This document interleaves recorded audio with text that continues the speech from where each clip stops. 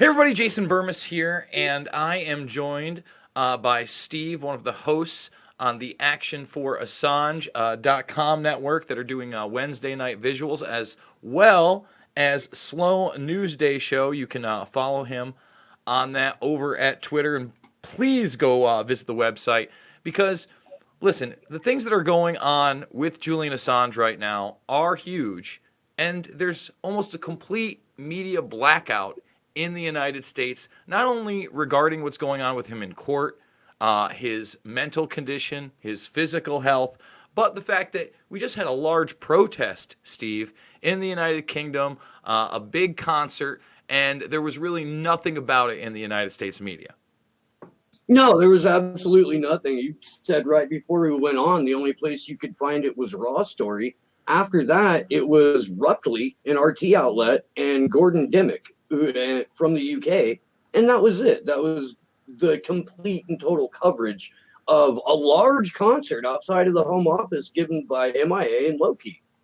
Yeah, it's pretty incredible that we now live in a time where a person who's not even a United States citizen can be charged with the Espionage Act for basically publishing verifiable documents that expose high-level corruption throughout the world, not only on a government level, but on a corporate level as well.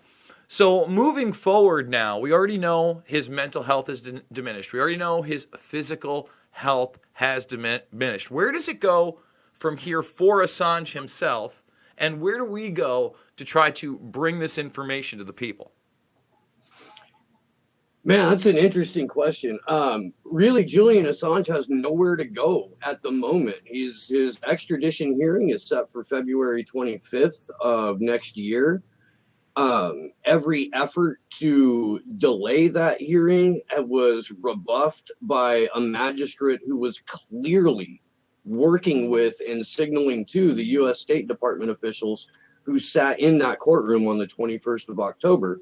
And not only that, but every motion that Assange's defense team has brought has been just as swiftly rebuffed. If you recall, a Spanish security firm was caught red-handed with a live feed from the Ecuadorian embassy to the CIA in Langley. And that the arrest and jailing of their CEO is not admissible in a UK court. That's incredible. And here's the thing: we know that he is not getting a fair shake at all. It's not happening. So the question is, how can we take more action? Because let's be honest, it's kind of a joke in the United States on any level of protest at this point. Don't you agree? Of course. Well, in the United States, we don't have protests. We have parades. We have feel-good, marches where everybody has matching hats and it has corporate sponsors. It's a protest when somebody's getting their goddamn skull cracked in or unarmed people are getting pepper sprayed. So I think what we can do, however, you can start by tuning in every Wednesday to the Free Assange Vigil at Action number 4 Assange on YouTube. And that's hosted by myself, Taylor Hudak, Andrew Smith, and Christy Dopp. We highlight all of the calls of action going around on the planet. And there are, several events that take place on a weekly or monthly basis in various cities here in the U.S. and certainly around the world where people gather and show some solidarity for Julian Assange. But I think talking to real people in your day-to-day life is vitally important because, as you said, and as we say on the vigil, the United States media is not only not doing the job they should be doing, they are complicit in helping the national security state and global intelligence to a larger extent crucify this man. No, I absolutely agree 100%.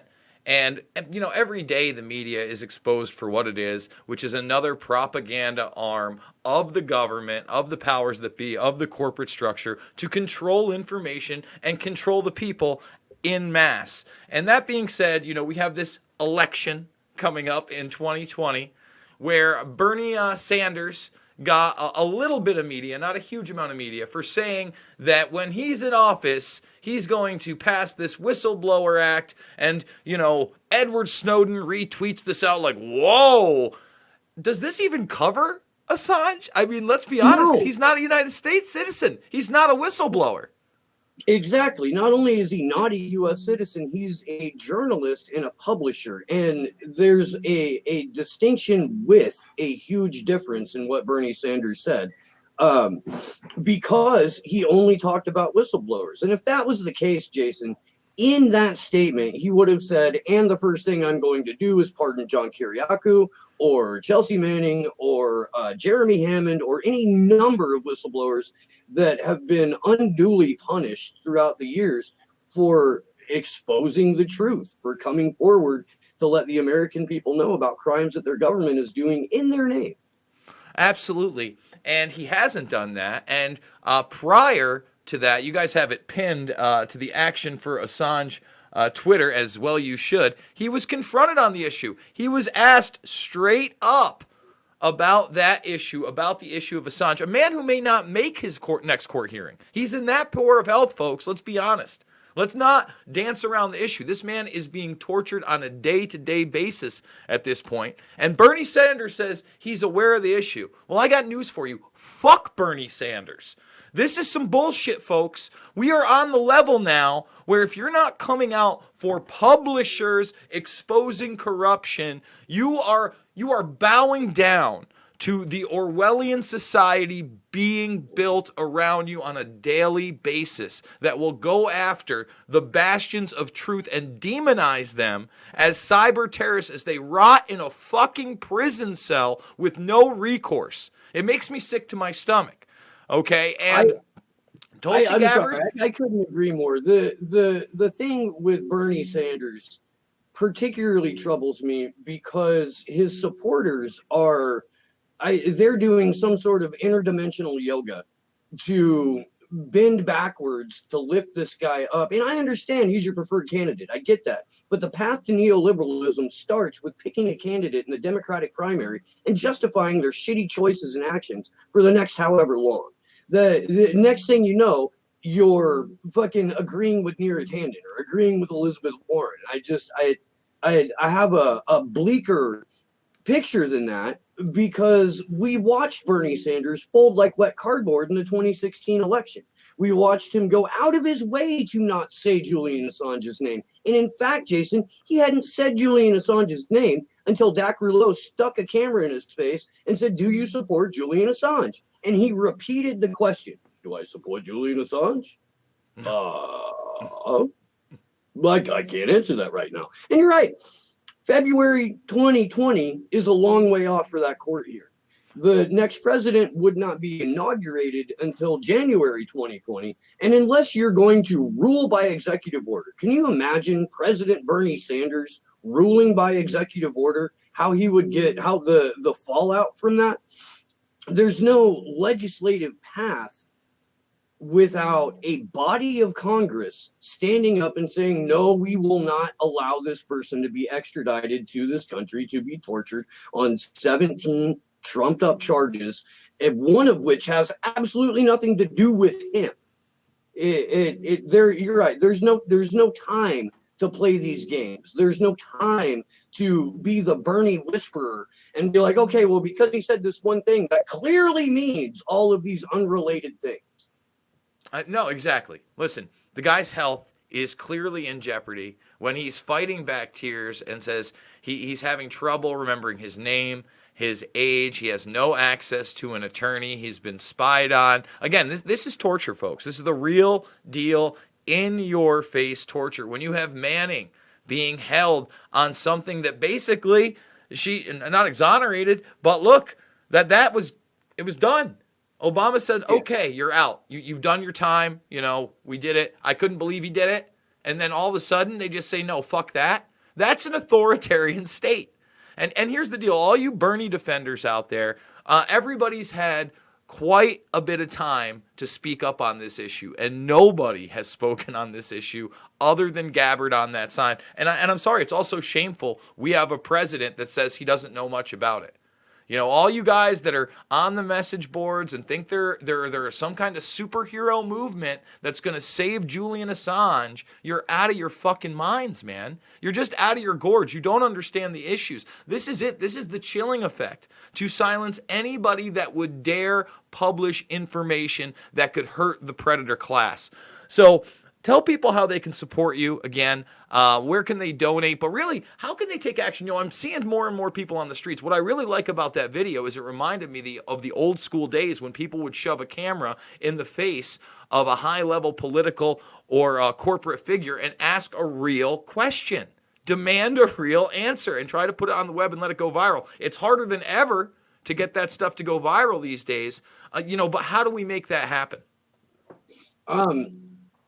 We're big proponents of decentralized activism on the Free Assange Vigil series, and that's basically you and a couple of people that you trust, that you know aren't working for an agency. You can't be infiltrated because your numbers are small. Going out and doing an action, whether that's hanging signs or holding an impromptu event, grabbing a bullhorn and talking to people, standing in front of the British consulate in your town, if they have one, or your closest major city, making noise and not just noise, but delivering substantive truth. And we are only getting that through citizen journalists and a handful of quote unquote like real journalists.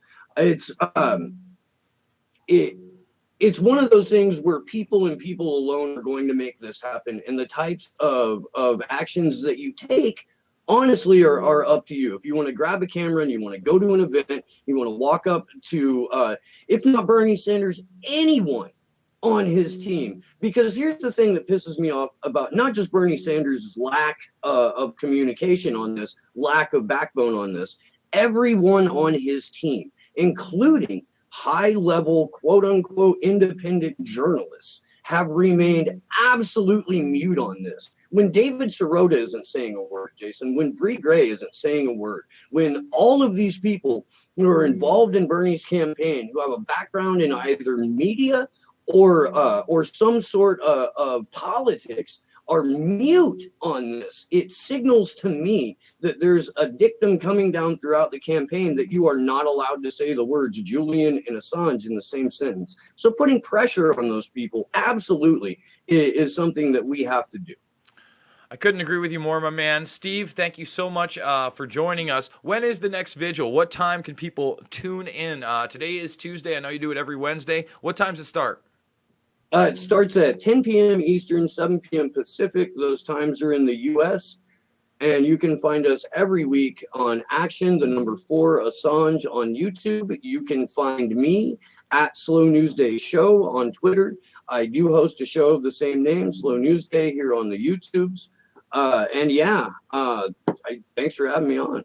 Of course, man. We're going to have you on more and more as this, it's already heated up to the point where we're boiling, and then the pot is boiling over, and we can really only hope that someone is going to figure out a way to turn that stove off and save the day. But I don't believe in heroes. You got to be your own hero, and that's what I'm encouraging the audience to do, because this guy really was a bastion of truth, whether you want to believe that or not. And the documents have all been verified. They've exposed corruption on high levels, and the idea that the vast majority remains not only silent, but some actually have contempt for this guy in the media is beyond fucking disgusting. Thank you so much, Steve. I really do appreciate it, brother. Thank you. Thank you. That's Steve from Slow News Day and Action for Assange. I want to let you guys know that I'm doing this 3 to 7 times a day. You can watch all my documentary films on this channel for free in the playlist section. Loose Change, Final Cut, Fabled Enemies, Invisible Empire, A New World Order to Find, and Shade the Motion Picture. You want to get to know Jason Burmis? You want to get to know how I really think? Please watch these films. I think it's an insightful way to understand my thought process. Please thumbs this video up, share it with others, join the Burmis Brigade. Let's get to 40,000. I haven't had a huge push, but we need to get that push for sure. And if you want to support me financially, hey, That's how to do it. GoFundMe. There's no Subscribe Star. There's no Patreon. There's no bonus content. There's no tiered stuff. I appreciate everybody donating $5 to $50 to $500 because without you guys, I wouldn't be able to do this, and you wouldn't get independent media that I think is extremely important at this state in the game when most independent media is a shadow of its former self and is really falling into that closed paradigm of left and right when it's never about that. It's always about right and wrong. I want to say I love you guys, and I will see you all on the flip side.